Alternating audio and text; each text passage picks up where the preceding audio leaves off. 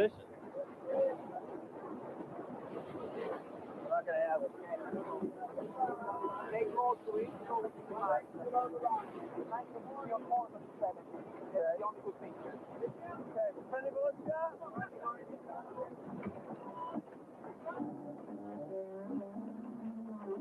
The game here is to get up to full speed. Kayard makes his move first, and he'll be going faster when the gun goes off. Go down below the line.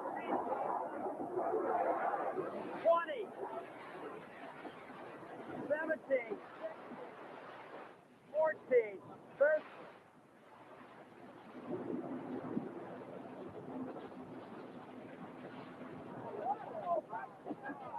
4, 3, 2, 1, gun!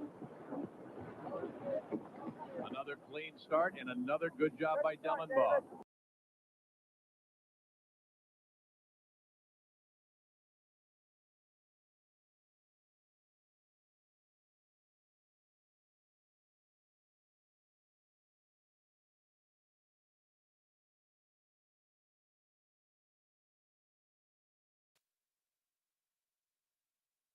Well, hi everybody, and welcome. It's been an interesting night watching the modern day debates, interaction with Mark and Amber and Otangelo and some other guy.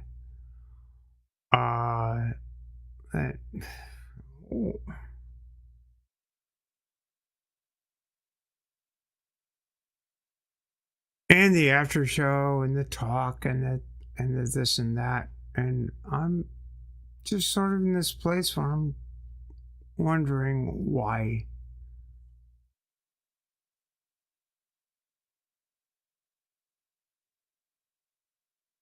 Why do we do it?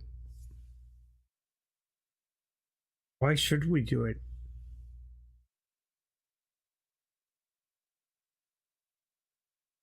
It's been funny.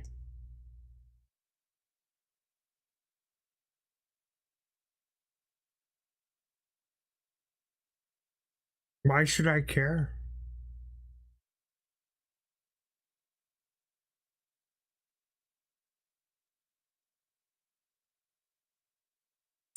I think I care because,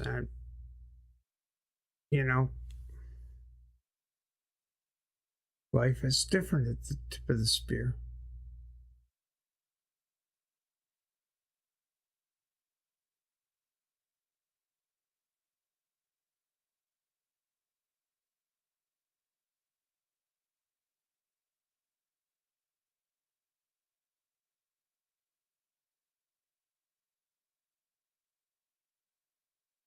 These topics are not easy.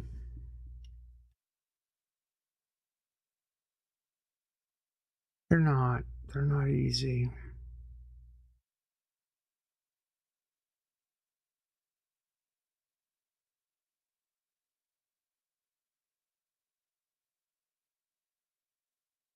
But it gets a little bit heavy when some of these topics run into issues of who is and who is not at the tip of the spear.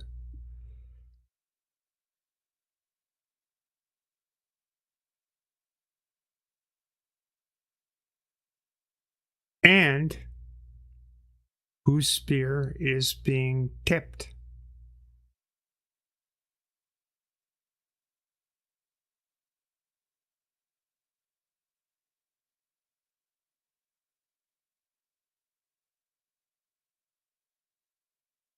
Hamas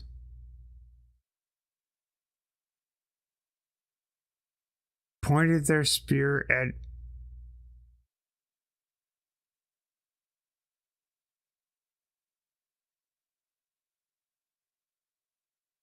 Israeli civilians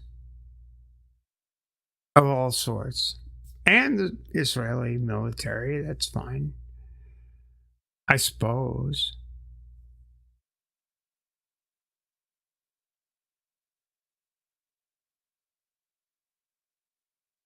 Hamas's spear was pointed at the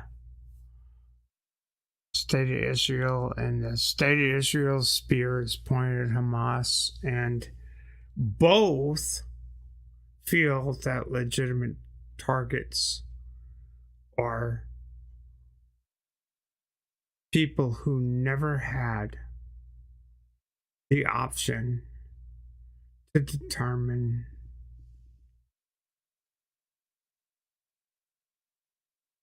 who to aim the missiles at.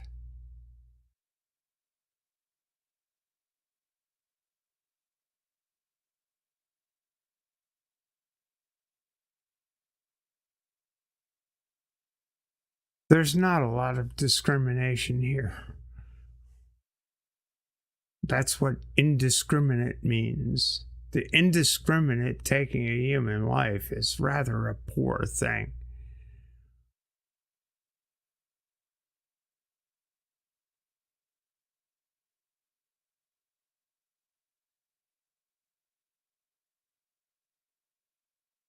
Hamas is terrible.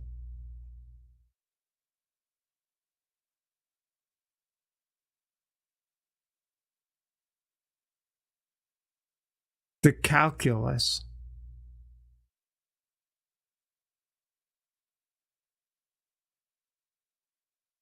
that involves taking human life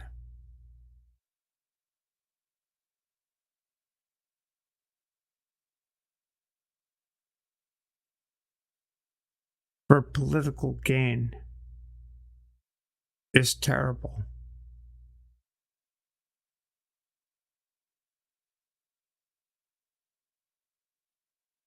And it's particularly terrible for the people that are at the tip of the spear of that equation.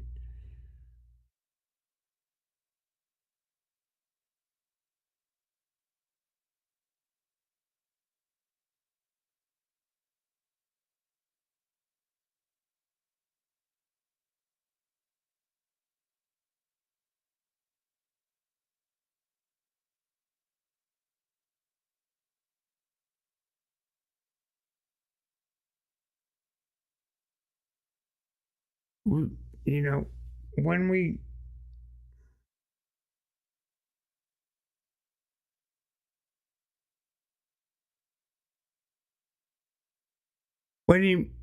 abstract notions of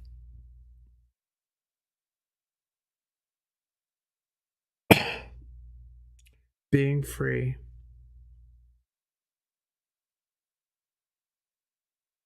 to states,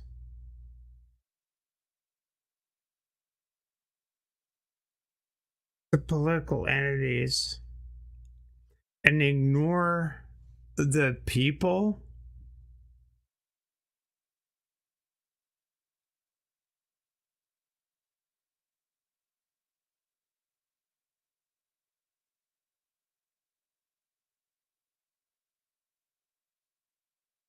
that are affected by the choices there, kind of lose the people entirely.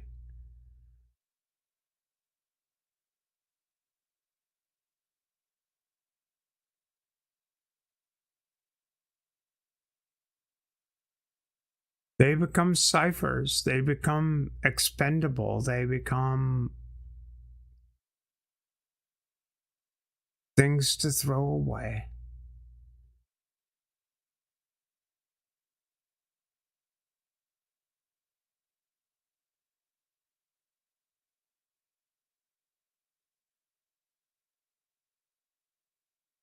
I mean,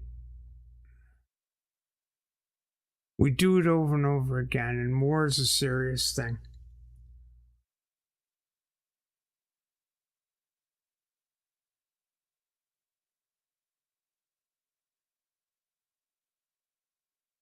I was asked a few minutes ago.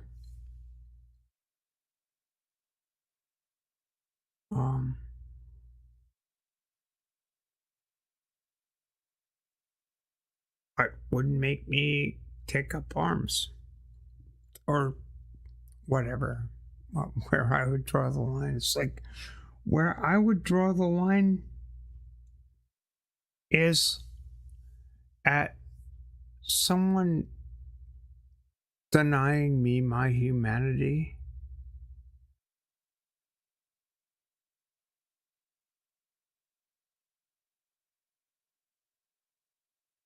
And if you've been in a situation where people actually do that,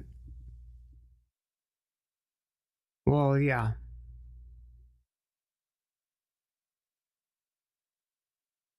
You feel like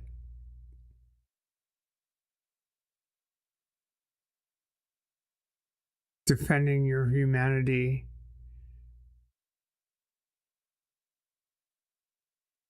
as far as you can,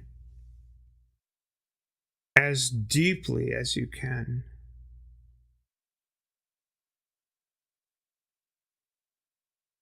And not just for yourself, but for people like you. I mean, it's kind of weird.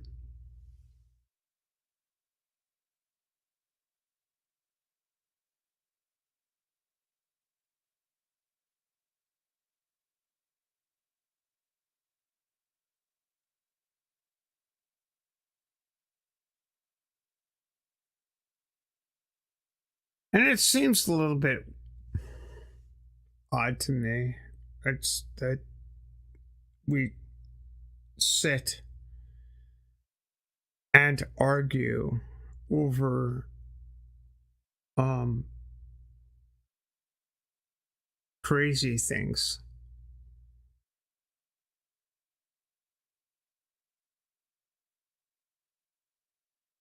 Like mythical floods and mythical arcs and mythical thises and that's.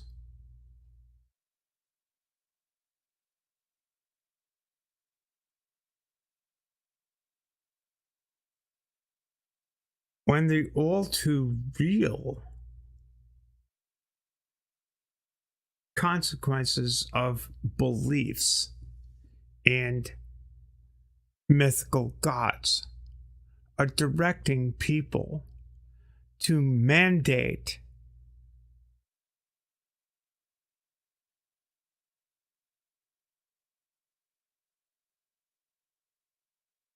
to morally mandate people like myself out of existence.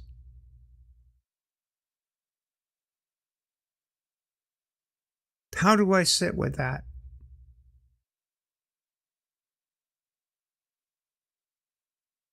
I want you to tell me, how do I sit with that?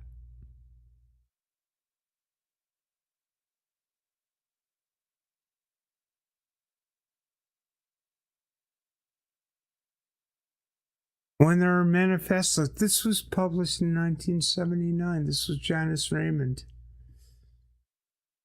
The solution to transsexualism is to morally mandate it out of existence. I've lived with that since 1979. I suppose you people don't realize I was alive in 1979 when that was written.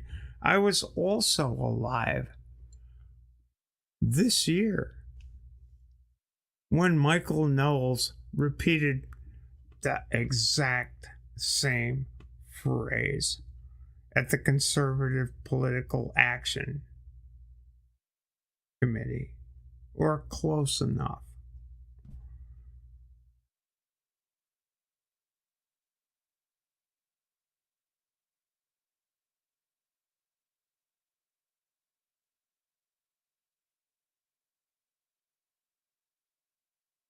I'm very old, and therefore I remember.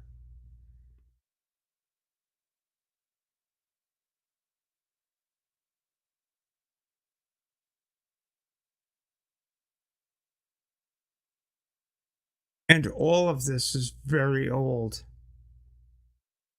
And yet you think it's new. It's not. Hatred's not new. Prejudice is not new.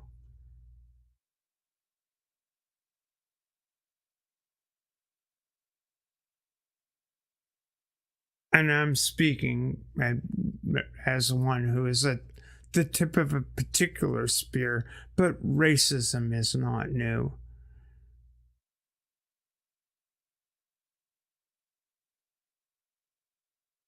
Chauvinism is not new.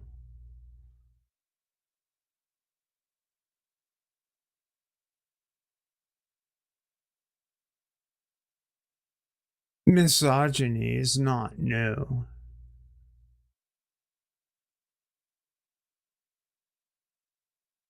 And we tend to focus on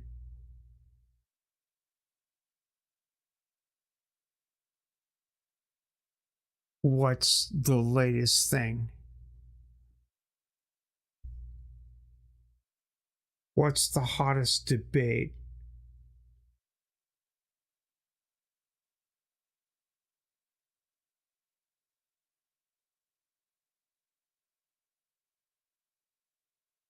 And people are getting screwed.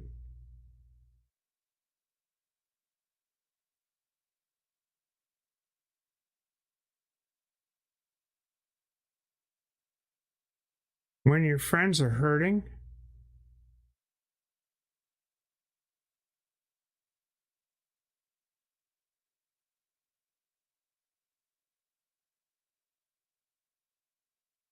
when the people you care about are crying out for your help,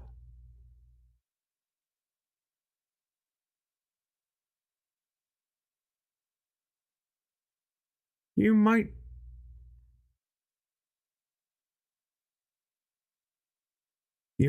give a moment. Tell them that you care, right? You might give a moment to say, I'm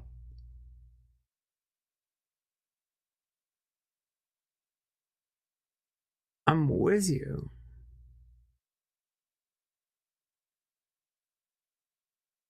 And you might fucking do something.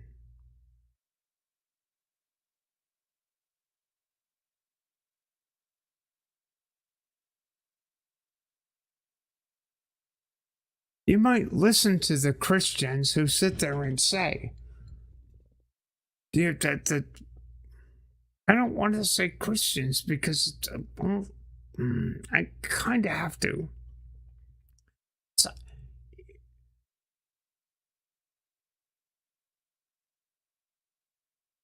when you want to mandate my friend, morally mandate my friend out of existence,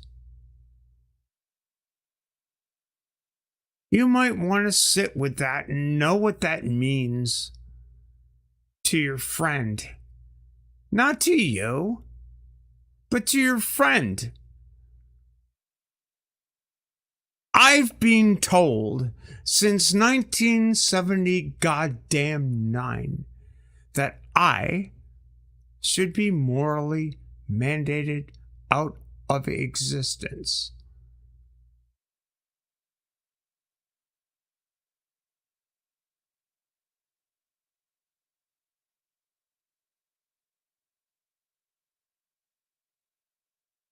Before 1979,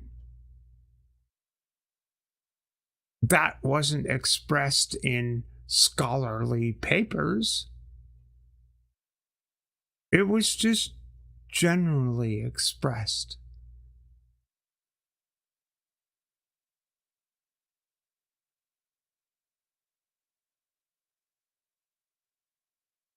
In society.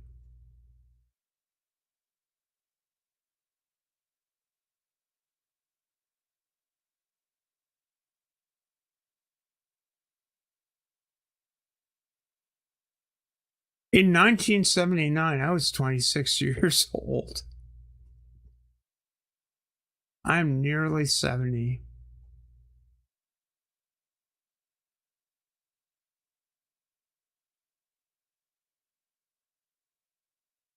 And now I am listening to Michael Knowles.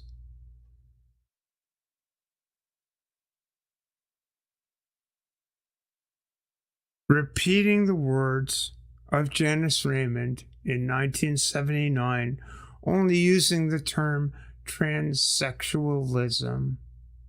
I'm sorry, transgenderism as an ideology.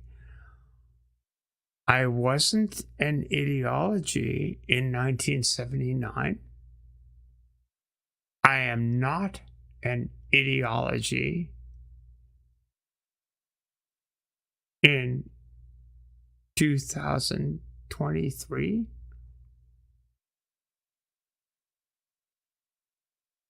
I'm a human being.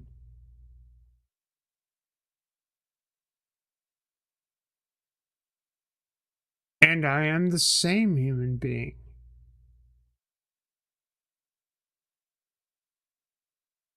who, throughout her entire life, has been faced with people who wish to morally mandate my experience of humanity out of existence.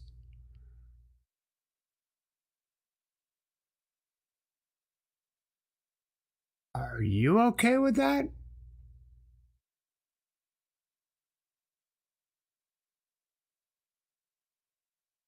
Do you know what it's like to live with that?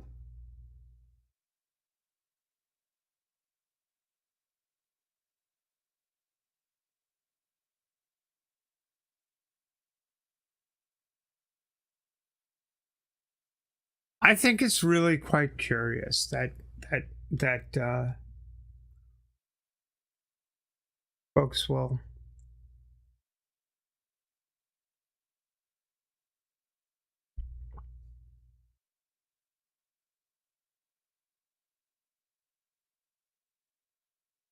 be comfy and not confront those questions.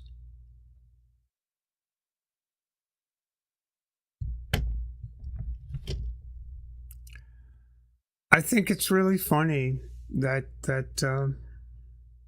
well, funny, curious, not funny, but funny, curious that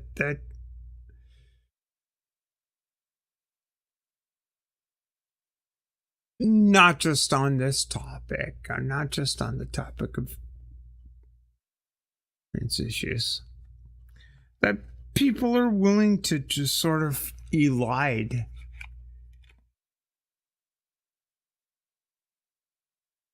any sort of confrontation with what it means to have compassion.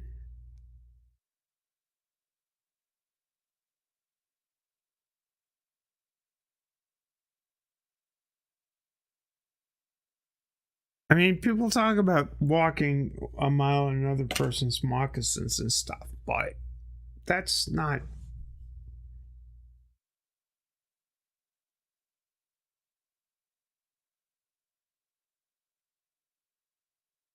How many people are curious enough? How many people are willing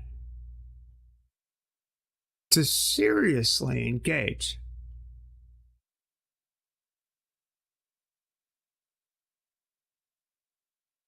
with the marginalized and set their own preconceptions aside to do something different with inside their own heads?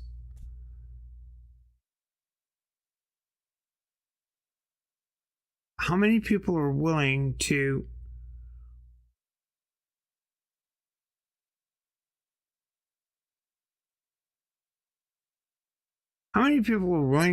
just put every consideration aside and stand for someone else?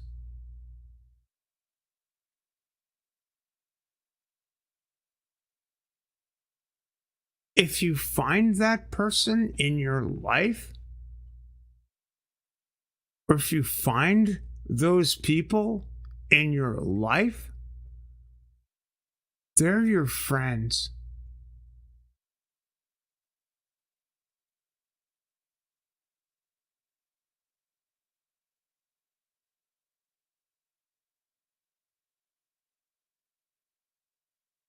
And I have been fortunate enough to find friends.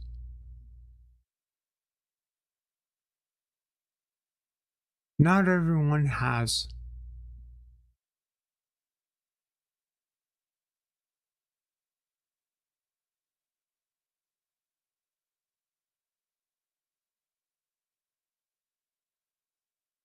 In these times,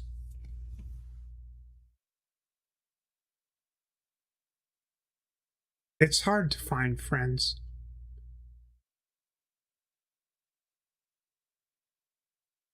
If you're an Israeli, it is very hard to find a friend. In your government. If you're a Palestinian, it is very hard to find a friend in your government. And if you thought your government was a friend,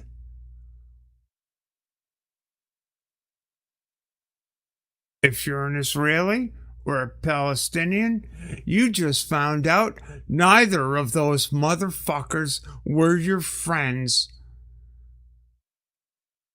Because everyone's getting killed.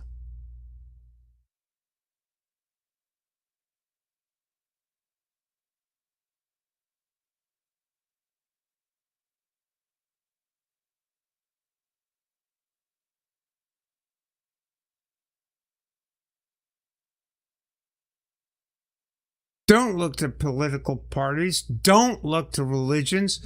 Don't look to this and that. Look to your friends and find them because you're going to need them.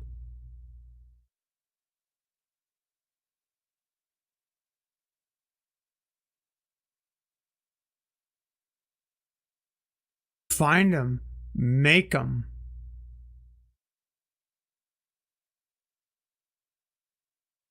And walk on.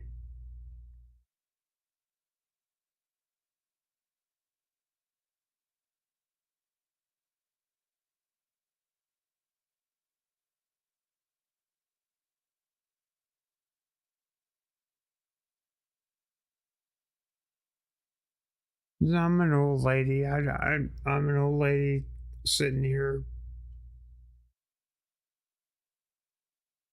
Haven't made a whole bunch of friends.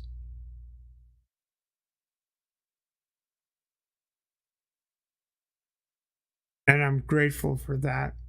I've also made enough people who just ain't there yet.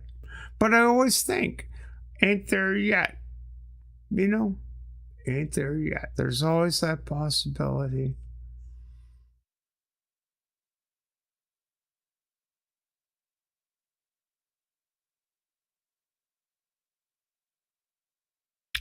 But you need more friends than enemies, and I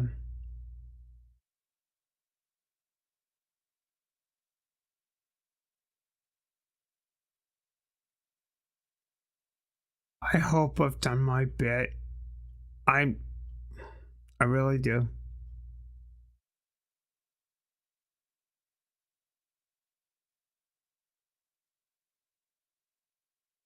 You know, I had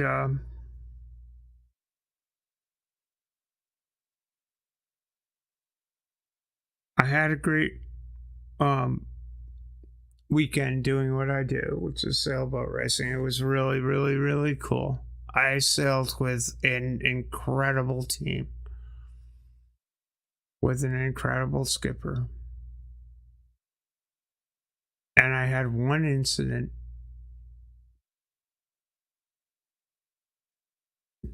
that was uncomfortable.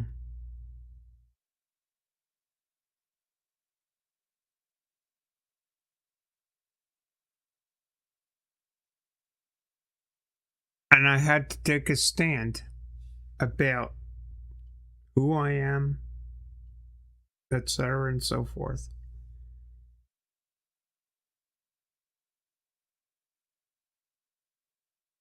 And my friend stood by me.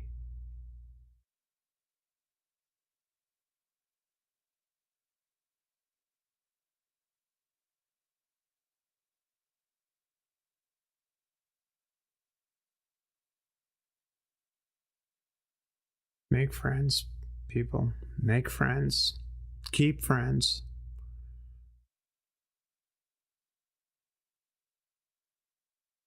Know who they are. Keep them close.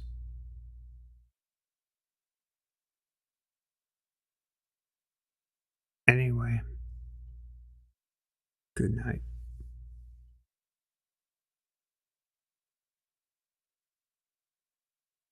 Bye.